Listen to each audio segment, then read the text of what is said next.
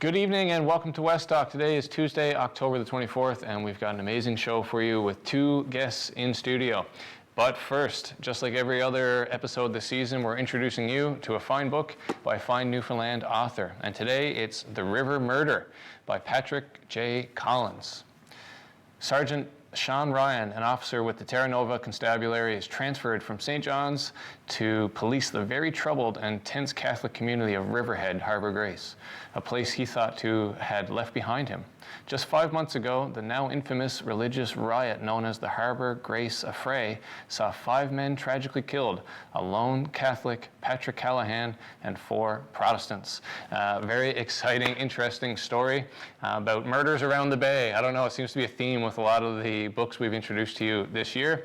But of course, for anybody who loves, a good crime thriller, this book is based on true events. And like I always say, whatever your genre, when you can read a book that's flavored by Newfoundland, I just find it so much more interesting and relatable. So you can check that out anywhere you buy your books in Newfoundland. Now, I'm going to introduce you to our first guest in studio today. This is somebody I've been trying to get on our program for a few years now. Somebody I got to know just before the start of COVID. With me today, we have Justin Fancy. And Justin, if you didn't know, is a rising star in Canada. He's a country artist with millions of plays online, with shows and credits all over North America. And right now, he is about to release, or has released, his newest album and is touring Newfoundland with George Canyon. And we have him here now just for a few minutes. He's going to be on his way to a show tonight, but happy to introduce for the first time to our viewers in Western Newfoundland, my friend, Justin Fancy. Oh man, it's great to be here. Like you said, it's been a few years trying to get in here, but I absolutely love Corner Brook, love the West Coast, and only happy to do this. It's great. You usually only come here in the wintertime to go skidooing. That is correct. That is correct. Yeah, out of cell service, really, just for a few days to disconnect. Yeah. But again, I love it here, Dustin, and I think there's a very important country music base here too, I think. And what I've been seeing across the province thus far, and the show we did in Corner Brook tonight, I mean, country music is alive and well, even the old country music and stuff. And George has been talking about how they're singing the words of these old songs. I mean, I think we have a huge following for country music in Newfoundland. I think it's probably the most popular genre. I would say the most loved genre. Obviously, traditional Newfoundland music has a big place in people's hearts. Yeah. But I think when you look at what's popular here, what's kind of on the top of the Newfoundland chart is definitely country, and it's everywhere you go. It's every cabin, it's every shed, Yeah. And it's been really exciting to hear you now. Anywhere I turn, from Spotify to flipping through the channels on TV and the satellite radio. You've really made tremendous progress over these last few years in a time when really it's been hard to do anything as an artist. Yeah, and for sure. So can you take us through, just kind of walk us back a few years, your first big release, Sure Beats a Good Time. Mm-hmm. That's when we got to connect with your album release out in St. John's. Mm-hmm. Just for the people of Western Newfoundland, can you sort of just give them the Reader's Digest version of, your career over the last few years? Definitely. I mean, there's been a lot go on in the last few years of pandemics and all this kind of stuff, but I really took to learning about the business side of things in music. I picked up a guitar when I was 13 years old, and I just wanted, for me, the biggest foundation of who I was at that time was getting together with family and friends. Like you said, we've got a good shed party scene, kind of kitchen party. Mm-hmm. All I wanted to do was entertain, and that grew with me as I grew as an artist. I spent a lot of time thinking about how I was going to go about doing this. I didn't know how to go about doing it. All I wanted to do was entertain. Yeah. So whatever I could do, whatever house I could get in, whatever party I could get to, I just wanted to entertain and wanted to see the smiles on people's faces. And I think that was very important for me, because I didn't really know the business side of things. And 2008 I went to Canadian Idol, and that was my first real taste of the business side of things, like the way to do things behind the scenes, and the way they market the show and everything like that. So that really I took really, I took really keen to that, and I wanted to learn how to do that. And then when I came back from Canadian Idol, of course, I was still in entertaining mode. I really wanted to play out in the pubs and the bars and hearing about George Street and, again, all I wanted to do was get on that stage and go. I had the songs, I had the repertoire, and I built that repertoire as the years went by because I had to adapt. I mean, all I had knew and known to learn how to play on guitar was, the Merle Haggards and Waylon Jennings and George Jones and if anybody knows Newfoundland culture, we're cross genre. We like all kinds of things. I was at a Music and L event and showcased last week, and I think I heard 5 genres that day. It was just amazing to see the diversity in the music here. It's phenomenal. Yeah. So, I mean, I started learning the Tom Pettys and the Eagles and all that kind of stuff. And so all of that music kind of came in a conglomerate of ways. And it was just, and I just learned how to do the pub thing and spent a lot of hours on George Street doing that for many years. So, and now, but then there seemed to be this marked, evolution, right? So a lot of people came to know you, not just from Canadian Idol, but from all the years you spent performing downtown. But then 2019, 2020, it seemed like it's just you switched gears, you took everything that you learned since say 2008 and you decided to apply it. So it seems to me, just as an outside observer, that one thing that might be contributing to the big success you're having now in a very competitive genre of country music is sort of the team of professionals and people that you surround yourself with, right? Totally. And I'm not asking you to give away all your secrets, but maybe for the aspiring musician at home, you can just kind of nod to some of the things that contributed to the success you've had over these last 2 years, with the big time airplay and the radio connections and all that. Sort of what does it take to get to that step? Yeah, so I think a foundation of that, and for any artist, trying to follow the footsteps or trying to get play or airplay or whatever like that. I think the basic foundation of that is learning about the industry and showing confidence when you talk to people that can really change things for you. I think it's very important. If they find you relatable, if they can find you as a person that knows that these radio stations have these programmers, or these are the guys that are because Canadian country music is extremely small. It's an extremely small community. It's vast. We have it is. I mean, I can name off a dozen people that are game changers, and they're the only dozen people that are the game changers, literally. Yeah. And I mean, so if you can talk a relatable conversation with someone to show your knowledge around the industry and everything else, you become someone that shows on the radar. And I think the most important thing for me, the gear was switched when I found my producer, when I found Clint Curtis from Springdale. When I found him and found the sound, I then had the confidence to take the knowledge that I had and apply it. And I think, I say this every award I win or won in the past. Everybody I talk to, they ask me, how do you do it, whatever. I just heard the right sound for me, and it literally put a bomb off in my brain. Because then I had the motivation and the confidence to go to the right people to say, hey, listen, I have this song, what do you think of this? And then it just started, it was a trickle effect. And I mean, I met Paula, she's my publicist, and she's doing some managerial stuff for me right now. Paula's Hype Music out of Toronto. I've been working with her since day one, since we've done the release show and all that kind of stuff. And long story short, she had the connections, I had the music and the knowledge. So you bring that forward, and things start happening because I had found the right production. And I can't tell you, it was a bomb that went off because I had found the right production and the right person to work with me to apply what I had in my brain for so many years. And for those at home, you're talking about Clint Curtis with 7 View Studios. It was in Springdale, I think. Springdale. So not too far from us here.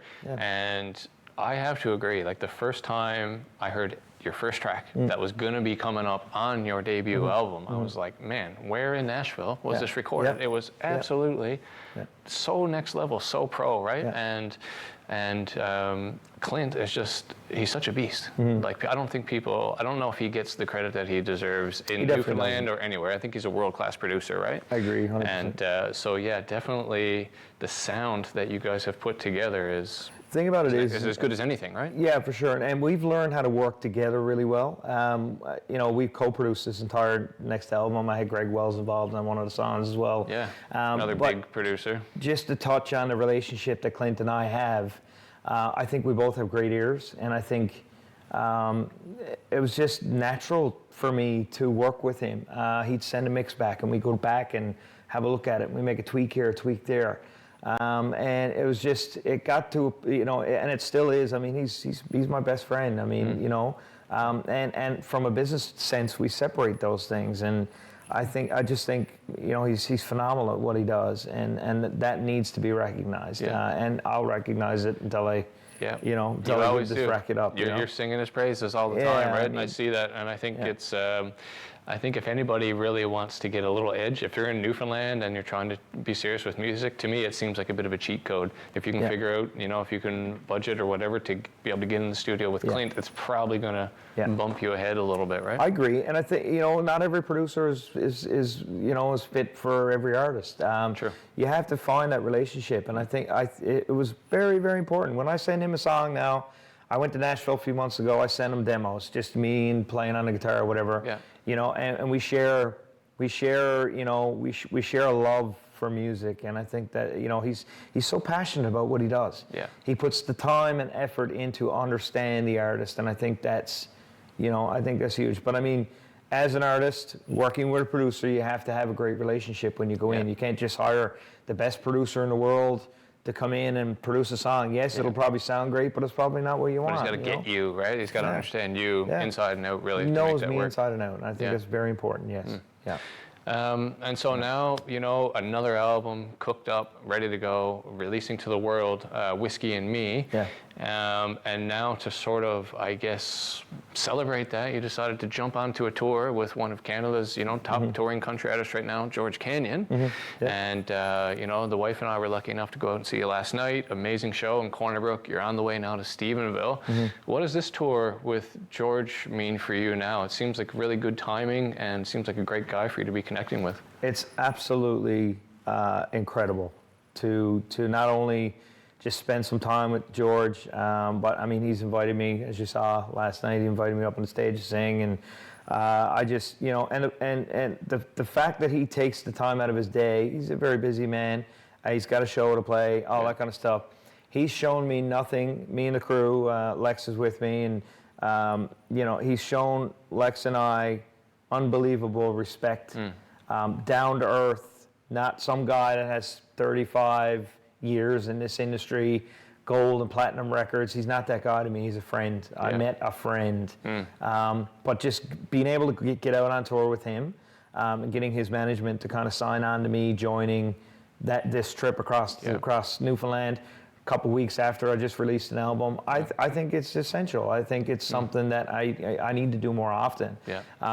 And you know, going back for the last couple of years, I couldn't tour. I mean, I was locked in my house, you know, releasing songs, and it was tough. But also, going back to the pandemic side of things, I think it opened a lot of doors with me digitally, because I was able to call and go on Zoom sessions with people right across the country, especially radio. Radio was not open to Zoom things and you know, video chats and all that kind of stuff. Right.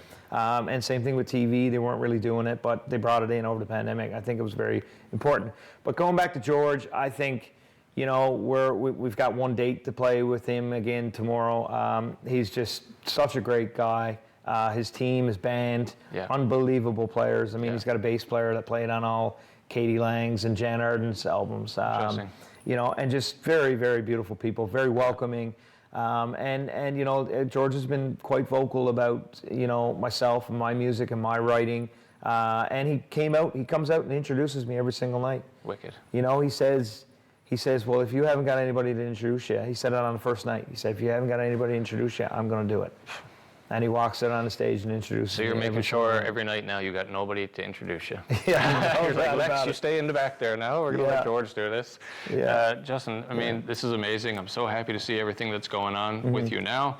I'm excited for tonight's show in Stephenville. Just got the light from our producer, which means we've got to wrap it up. But any final message you want to send to our viewers of Western Newfoundland? I just want to say, like I said in the beginning there, I absolutely love the West Coast, and you know, I believe there's I mean, you know, the Corner Brook show last night was very evident to see that Big country support. music is alive and well here. Yeah. And I want to spend more time out here. I want to get out here and I want to play some shows, and hopefully I can do this Arts and Culture Center, you know, tour across the island very soon. And you know, the biggest thing for me is I think again country music is well and alive here on the West Coast, and I certainly want to get back for sure. Wicked. Yeah. Justin, thanks so much for coming down today, man. You're very welcome, buddy. Cheers. My good friend Justin Fancy, and he's right, country music is alive and well in Western Newfoundland. Now, today, we've got such a jam-packed show for you, we don't even have time for commercials, so we're going to be flipping right over now to a special studio interview conducted by our very own Kevin Young with Edith Cloutier, President of Atlantic Canada Rogers Communications. So Edith, this is your first time in Corner Brook, but you're no stranger to Newfoundland. You've been here a few times before. Tell me a bit about that. You know what? I have to say, I just love being in Newfoundland. It's not my first time. People are so welcoming. First, it's beautiful here, right? So, but people are welcoming and so friendly. My last trip was in August. I was in St. John's. And on this trip, I've been to Gander, Grand Falls, Windsor, and now Corner Brook. So I'm very fortunate. And I'll be back as well for Regatta next year in St. John's. Wow. So it appears that, you know, it's been a little bit of a wet, kind of cloudy week, at least yesterday and today, of course. But sometimes it is sunny, and this year's annual Royal St. John's Regatta was a sunny day, and you just mentioned you were there for that. So what are your thoughts on Regatta, and what do you expect Rogers to do next year with the Regatta? You say it's been a wet, right, today is not so good, and last night, but I've been lucky so far. Every time I've come here, the weather has been good to me, I guess. As far as Regatta is concerned, the contract is signed. We will be back as a sponsored, and we'll kick off like the activities for getting organized early January. So looking forward to that. Right. So now, of course, we're no strangers to inclement weather here. We just passed the one-year anniversary of Hurricane Fiona, which I know devastated southern Newfoundland, caused a lot of problems back in 2002. But I'm curious if you can share any of the learnings that came out of that storm for Rogers.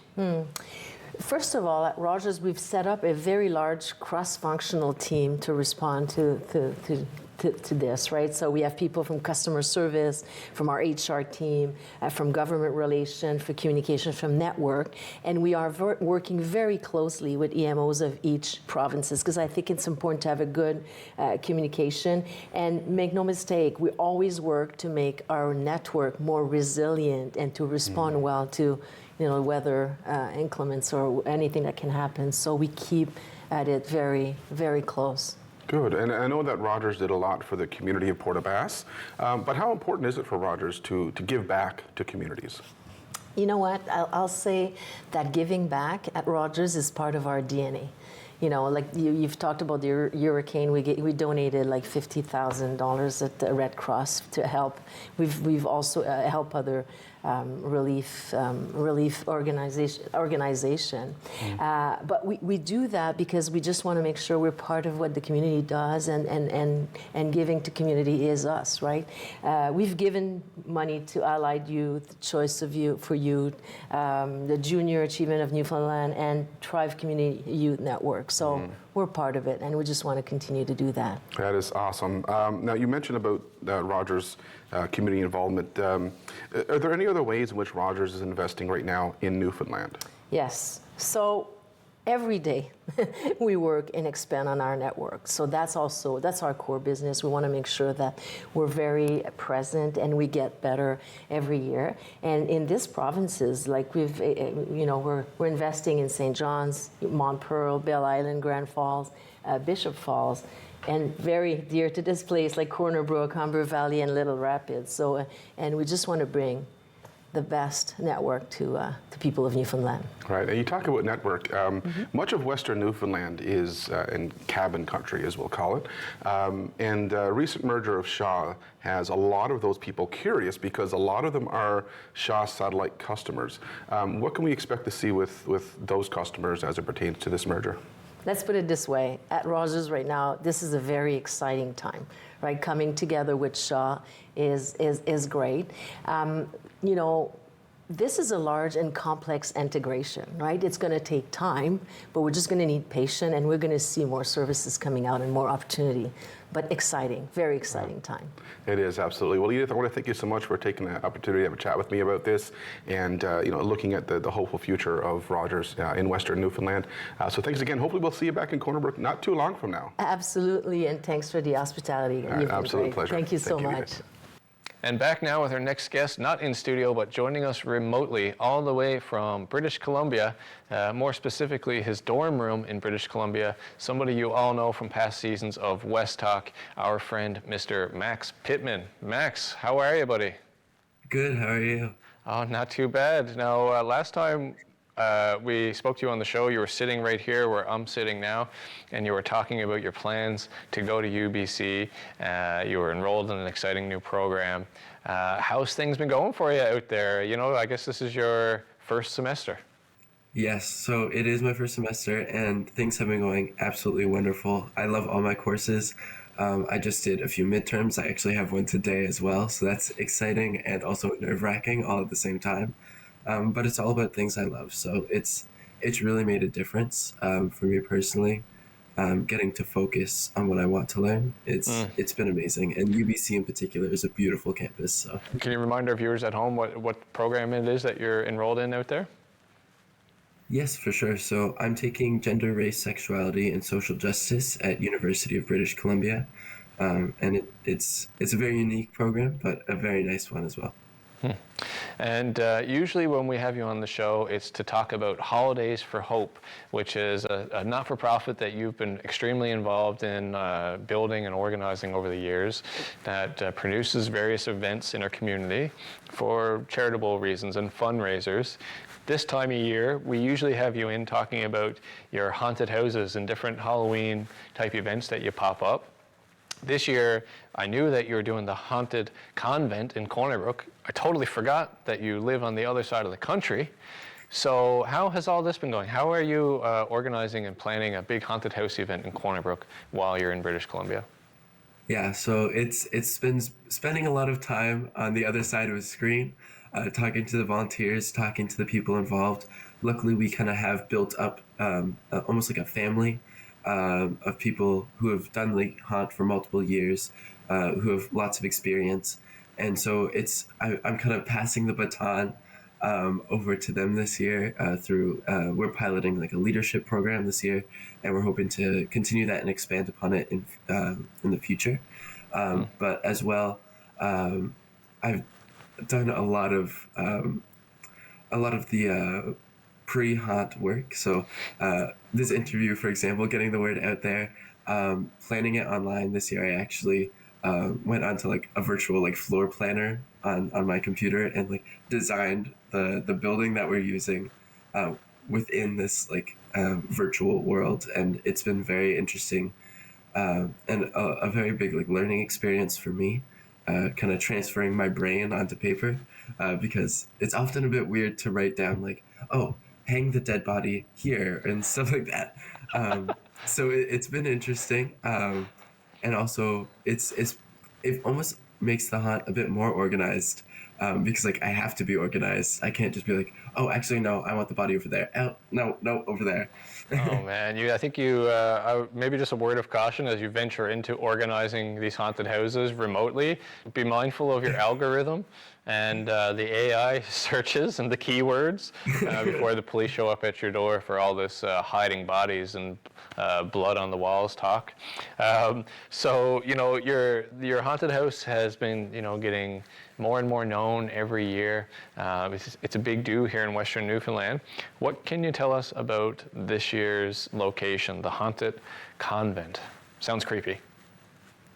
Yeah, so this year we're in the same building, which is Graham Academy, and it's located 110 Humber Road behind Immaculate Heart of Mary. And this year, although, like, of course, we've always kind of had a slight storyline to it, this year we wanted to really kind of dive into that and focus all of our details on that. So the basic gist, but you'll have to come to find out a bit more, is that there's a circus in town. But what's been happening since the circus has arrived is that people have started going missing. And basically, you'll learn as you start going through that the circus is kidnapping their guests and turning them into the clowns that run the circus. So your job as the person going through the haunt this year is to try and escape and maybe help a few others escape along with you. Oh my, that does sound quite creepy indeed, especially if you're already afraid of clowns, as many people seem to be.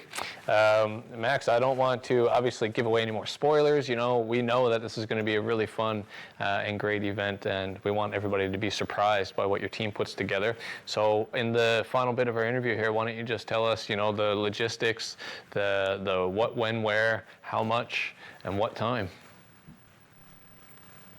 Most certainly. So we actually open this Thursday, which is very soon, and that's Thursday, October 26th. And we go from 7:30 to 9:30. And that's the same for Friday, October 27th, 7:30 to 9:30. And then Saturday, we actually have an extended time, so that's 6:30 to 10 p.m. And Sunday is our sensory-friendly as well as children-friendly time slot, and that's from 2 to 4 p.m. And of course, obviously I'm just kind of blurting words at you. So if you ever just want to double check the times or need a bit of clarification, you can follow us on Instagram at Holidays for Hope. Well, holidays_for_hope_. But it should just come up if you search it up, as well as on Facebook. Or you can email us at holidaysforhopecb@gmail.com, and I'll make sure to respond to you. And this year we are asking for a $5 minimum donation or suggested donation. Of course, if we want to make the hunt as accessible as possible. So if that's not something that you're able to do, just come on by anyways, and we'll make sure to get you in. Awesome. Max, congratulations on putting this together again, despite the challenges of you being on the other side of the country. And we certainly encourage all of our viewers here in Western Newfoundland to go check out the Haunted Convent. Max, I don't want to take up any more of your time because you have a midterm to go cram for. So thank you very, very much. And let's chat again soon, hey? Thank you. Yes, for sure. And that's it for today's episode. I want to thank my good friend Justin Fancy for making the time for us in studio today, and wish him a great show tonight in Stephenville. And a big shout out to Max Pittman. Keep on doing the good work, buddy. And everybody get out, check out the Haunted Convent starting this week in Western Newfoundland.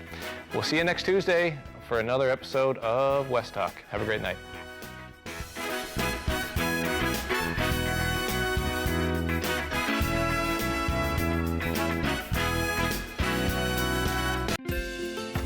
If you have a comment about this program, we'd love to hear it. Email or call us, or send us your feedback through social media.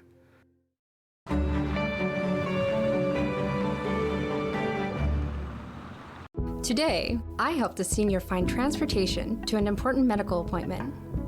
Today, I helped a new mom find virtual programming so she didn't feel so isolated. Today, I helped someone understand new government supports. Every day, 211 navigators connect Canadians to critical government and community programs and services. 211. Help starts here. Game TV's Watch and Win contest is back with over $75,000 in cash prizes. Tune in to Jeopardy weeknights at 8:30. Spot the code word, then head over to GameTVcontests.com to enter. With a new code word every weeknight, that's 35 chances to enter. Don't just watch the winners, be a winner with Game TV's Watch and Win contest. Contest runs October 16th to December 1st. Visit GameTVcontests.com for more info.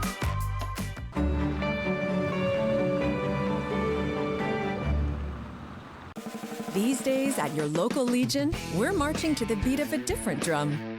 On a mission to support veterans, to have fun, and to welcome